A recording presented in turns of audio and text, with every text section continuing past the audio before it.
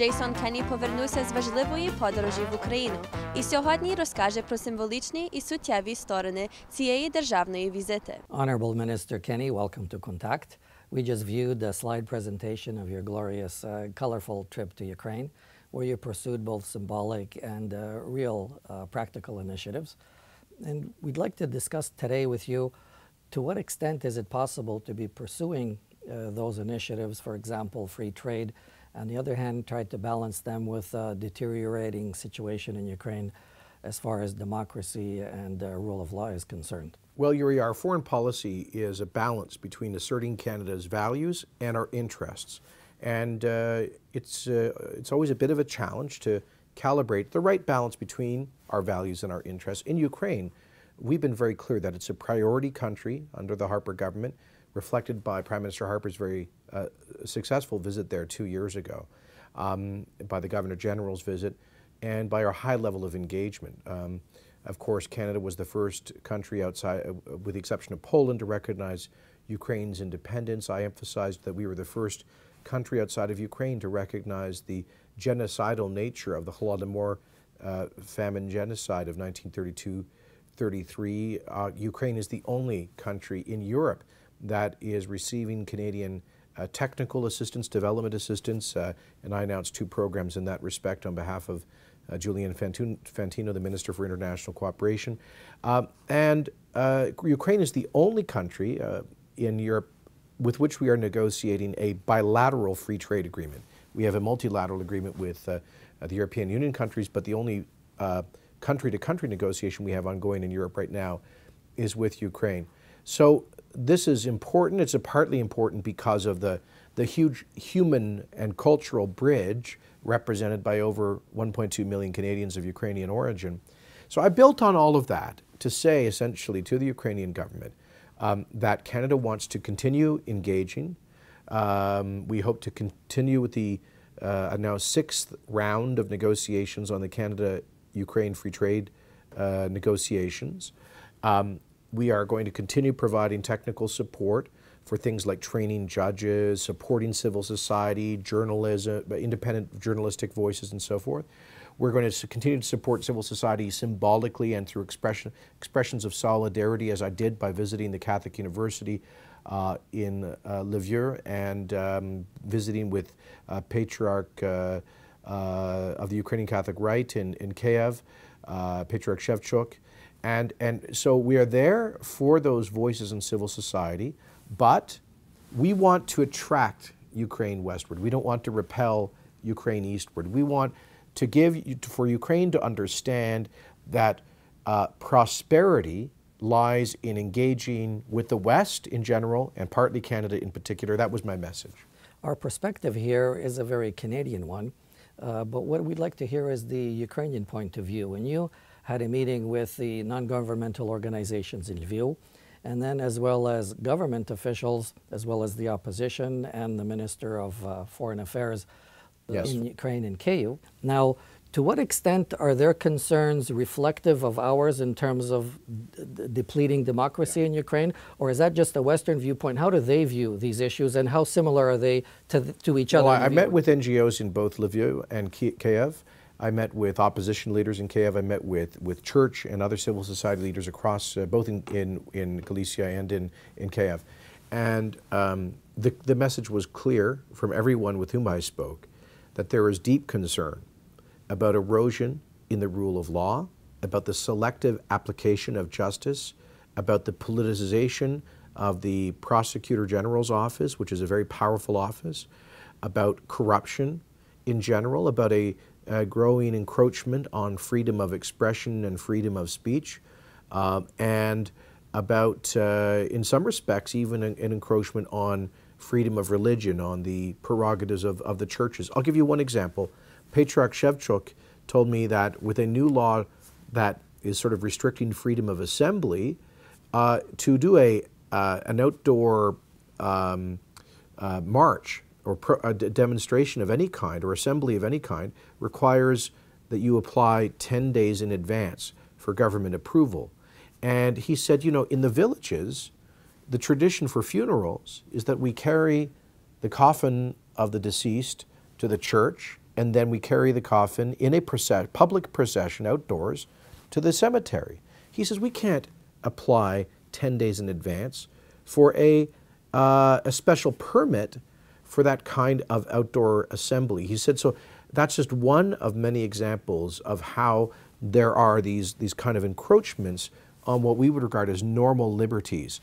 And I raised this, certainly with the Ukrainian government officials. I tried to do so in a positive and engaging way to say that I think this is unhelpful to Ukraine's reputation.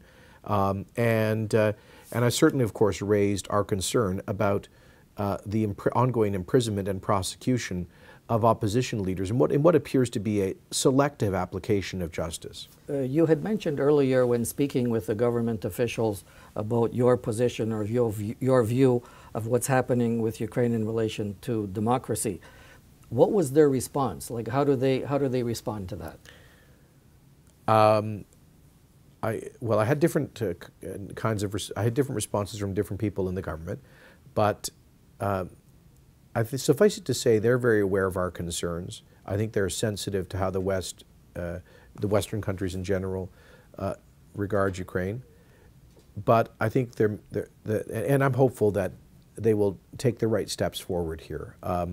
Certainly, the foreign minister is very engaging and has underscored their commitment to proceed with engagement with the European Union to address issues like reform of the Prosecutor General's office and the judiciary. And so we expect to hold them at their word. Mr. Minister, where do we stand today with the free trade agreement with Ukraine? How far advanced is it, and when can we expect that whole process to be finished? It's actually going reasonably well. I understand that we're going into the 6th round of negotiations, and we're getting down to the short strokes.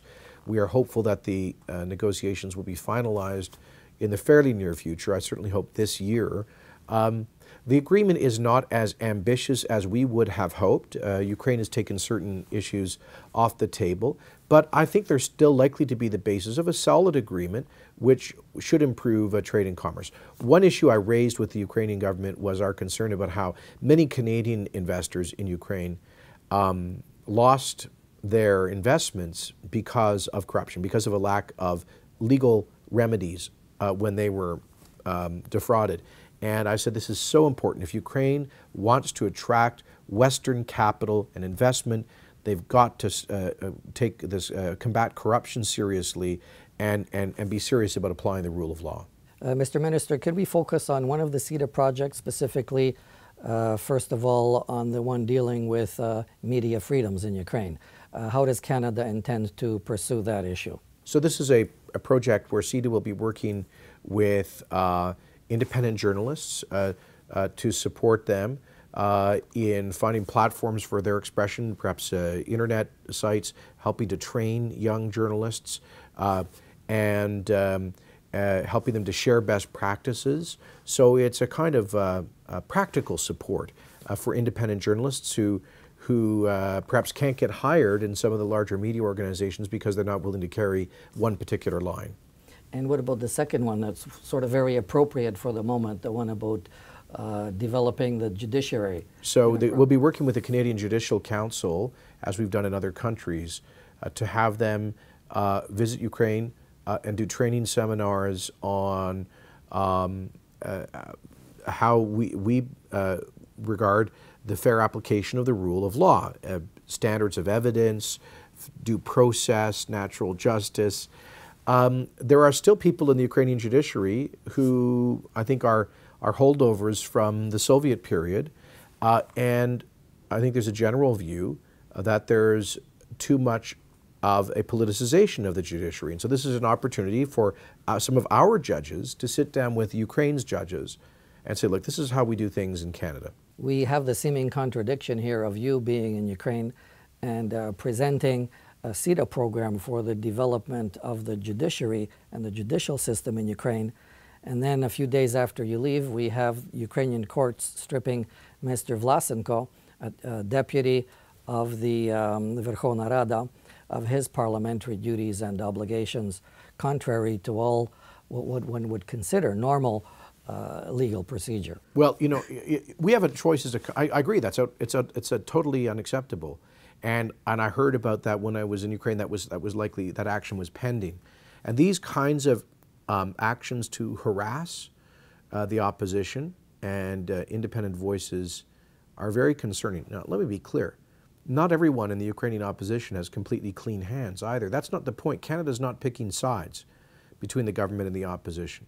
But what we expect is the consistent application of the rule of law, and even the government representatives with whom I met admitted that there is a need for reform of the judiciary and specifically of the Office of the Prosecutor General, which is a Soviet-era power, effectively, that is being, we believe, abused. And the European Union has been very clear with Ukraine about this. If Ukraine wants to get engaged in a process with the EU, they have to meet certain benchmarks, including reform of the Prosecutor General's office, so that things like this stop happening.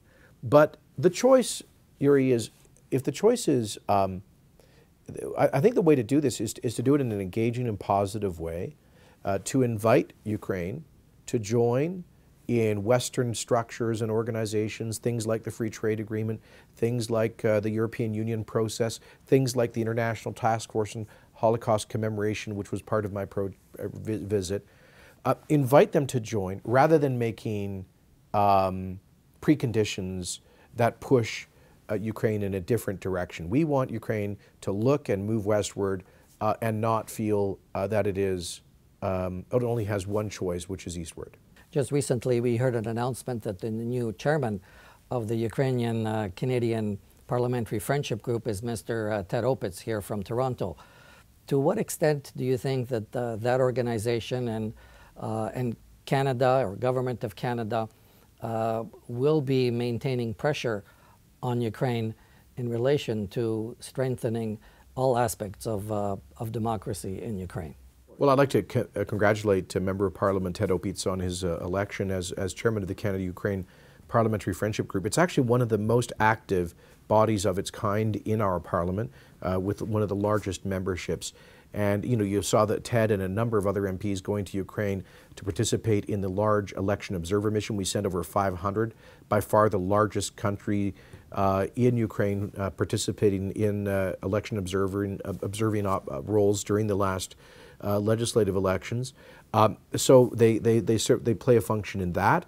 And I can tell you, Canadian parliamentarians, Ted and others, are constantly visiting Ukraine, supporting these important groups in civil society, supporting members of the Ukrainian parliament who are trying to ensure that the elections are fair. By the way, one of the things I learned when I was there is that there are a number of constituencies where some very strange things happened during and after the elections, where basically there was an obvious vote rigging going on, and that's one of the concerns that I raised with the Ukrainian government. So I think Ted and his team at the Ukraine Parliamentary Friendship Group can play a very constructive role, in part advising the government, Minister Baird, myself, and others on how to find that right balance between emphasizing our values and also pursuing our interests.